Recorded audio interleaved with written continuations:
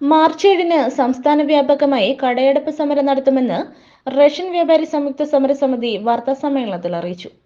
സെക്രട്ടേറിയറ്റിന് മുന്നിലും ജില്ലാ കേന്ദ്രങ്ങളിലും പ്രതിഷേധ മാർച്ചും ധർണയും നടത്തും.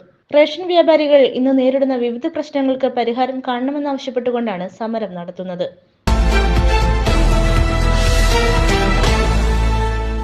റേഷൻ വ്യാപാരികളുടെ വേതന പാക്കേജ് കാലോചിതമായി പരിഷ്കരിക്കുക, കേന്ദ്ര ഗവൺമെന്റ് കേരളത്തിലെ പൊതുവിതരണ മേഖലയോട് കാണിക്കുന്ന അവഗണന അവസാനിപ്പിക്കുക, KTPDS ആക്ടിലെ അപാകതകൾ പരിഹരിക്കുക, റേഷൻ വ്യാപാരി ക്ഷേമനിധി കാര്യക്ഷമമാക്കുക തുടങ്ങിയ ആവശ്യങ്ങൾ ഉന്നയിച്ചുകൊണ്ടാണ് റേഷൻ വ്യാപാരി സംയുക്ത സമരസമിതി സംസ്ഥാന വ്യാപകമായി കടയടപ്പ് സമരം നടത്തുന്നത്.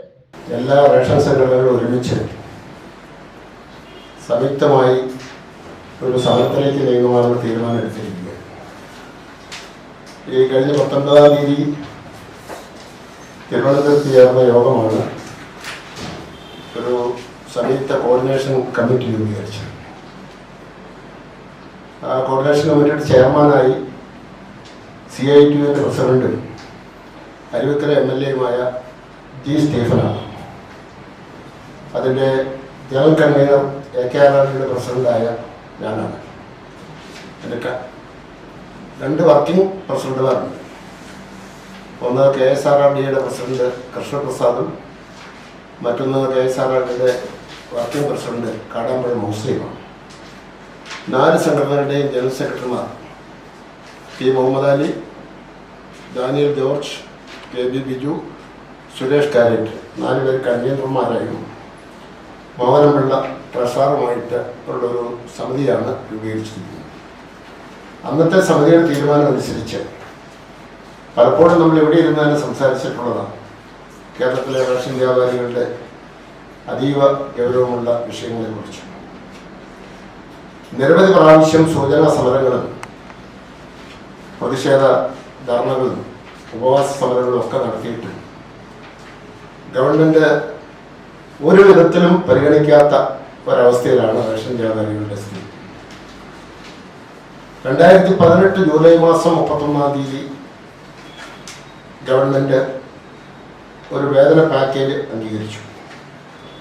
ആ വേതന പാക്കേജ് അംഗീകരിച്ച സമയത്ത് തന്നെ ഞങ്ങൾ അതിനോട് എതിർപ്പ് പറഞ്ഞിരുന്നു.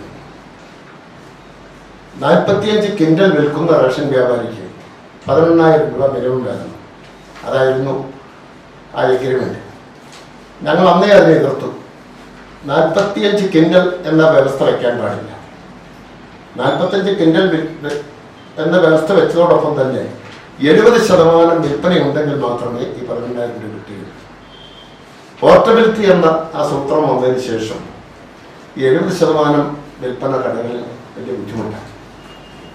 അപ്പോൾ ഇപ്പോൾ അന്ന് ഞങ്ങളിത് പറഞ്ഞപ്പോൾ ഗവൺമെന്റ് മുഖ്യമന്ത്രി പറഞ്ഞത് നമുക്കൊരു പുതിയ സ്കീമിലേക്ക് നമ്മൾ മാറുകയല്ലേ, നമുക്കൊരു 6 മാസത്തിനകം റിവ്യൂ ചെയ്യാം. നിങ്ങൾ പറയുന്നത് ന്യായമാണ്. ഒരു ദിവസം 750 രൂപ ദിവസക്കൂലിക്കാർക്ക് കൊടുക്കുന്ന കേരളം റേഷൻ വ്യാപാരിക്ക് അതുപോലും കൊടുക്കുന്നില്ല. സമരത്തിന്റെ ഭാഗമായി സെക്രട്ടേറിയറ്റിന് മുന്നിലും ജില്ലാ കേന്ദ്രങ്ങളിലും പ്രതിഷേധ മാർച്ചും ധർണയും നടത്തും.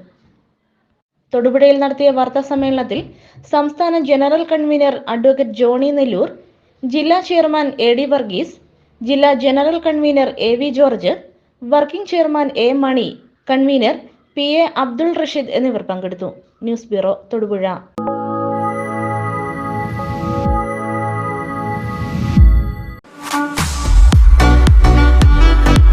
റെജി ലൈവ് ഇവന്റ്സ് ആധുനിക സാങ്കേതിക വിദ്യയുടെ സഹായത്തോടെ ഹൈ ഡെഫിനിഷൻ ക്വാളിറ്റിയോടെ എല്ലാ പ്രോഗ്രാമുകളും തത്സമയം ലോകമെമ്പാടും എത്തിക്കുന്നു.